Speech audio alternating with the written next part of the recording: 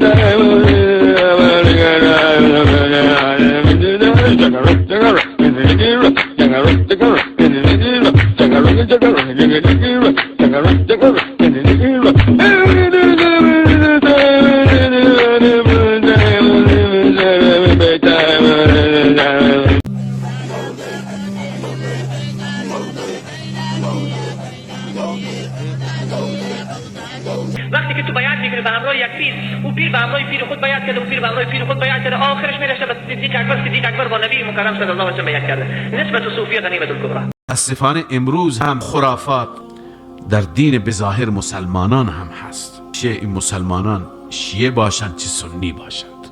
بسیاری از سنیان هستند که اینها را فریب میدن اهل خرافات، میگن فقط این نسبت کافیه، با فلان سلسله بیعت داشته باشی اصلا نماز نخون، همین پشت کافیه، همین که در این زمره هستی در این سلسله قرار داری نمیگذارن این همه پیران این همه بزرگان بری به جهنم.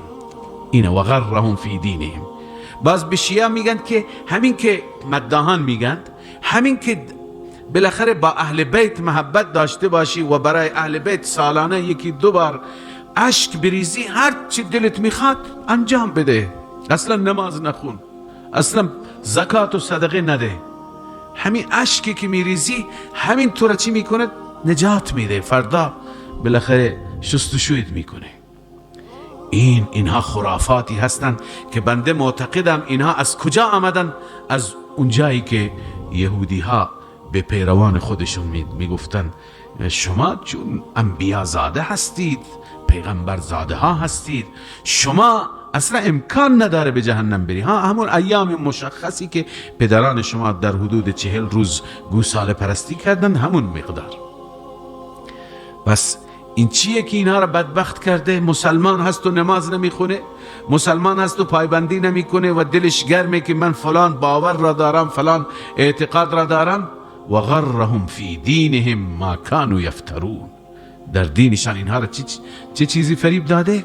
اون چیزی که افترا کردن، اون چیزی که درست کردن. لذا الله عزوجل این جمع را از عذاب خودش بیم میده، میترسانه.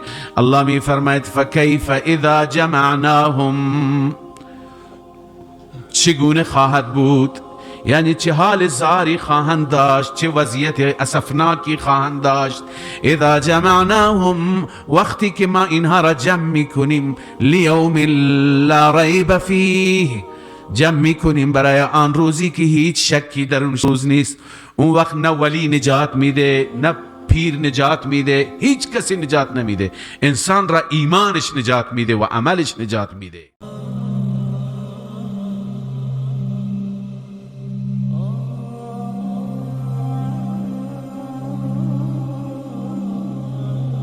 یک نکته براتون بگویم، تصوف بهترین راست، قوی‌ترین راست، مستحکم‌ترین راست، نزدیکترین راه به خداست.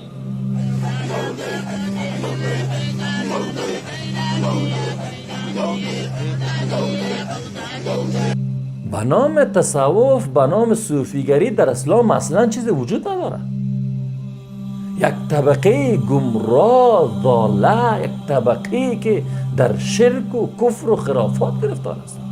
تصوف صوفیگری از پیغمبر ما و شما ثابت نیست، از اصحابش ثابت نیست، از اهل توحید ثابت نیست.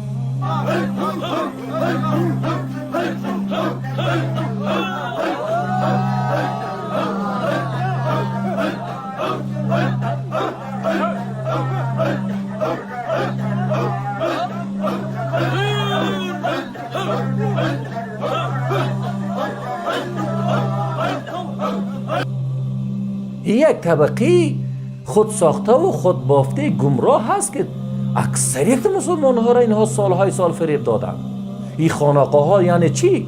خانقاه یعنی مرکز شرک، خانقاه یعنی مرکز بت پرستی. سابق بت در خانه ها پرستش میکردن، حالا یک خانه را میگیرن و انسان اونجا پرستش میکنن. یک نفر اونجا شاندیم 5-6 تا مرید داره، اونجا پرستشش کرده میرن، عبادتش میکنن. یک جای جمع میشن به نام خانقاه، انسان پرستش میکنن. یک انسان دروغگوی، کذاب، یک کسی که با الله و رسول دشمن است، یک کسی که میگه من علم غیب میفهمم، یک کسی که میگه من با الله مستقیم رابطه دارم، یک کسی که میگه من سر دیوار میشینم، راست روزانه میرم نمازا رو در مکه میخونم، نیاز به جماعتای شما ندارم پشت مولای شما نماز بخونم. و شما مثلا نیاز نیست نماز بخونین، این اعمال ظاهری است. بیاین باطنایتان پاک کنین، قلبایتان پاک کنین. چی میکنین نمازا را؟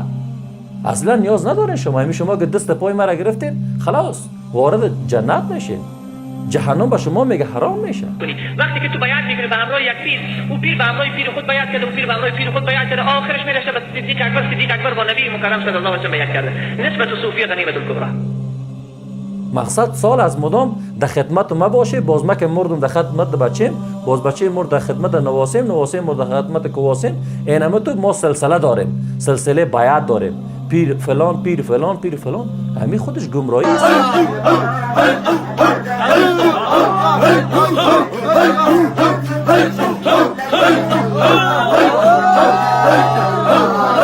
اکثریتش هو میکنه. چی شد؟ جذبه شد.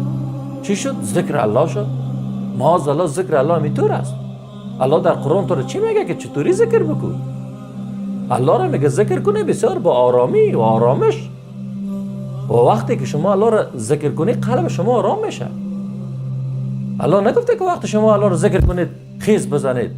باز اینها بیخی اکثریتش میجفه، غف میزنه، او وصف میکنه.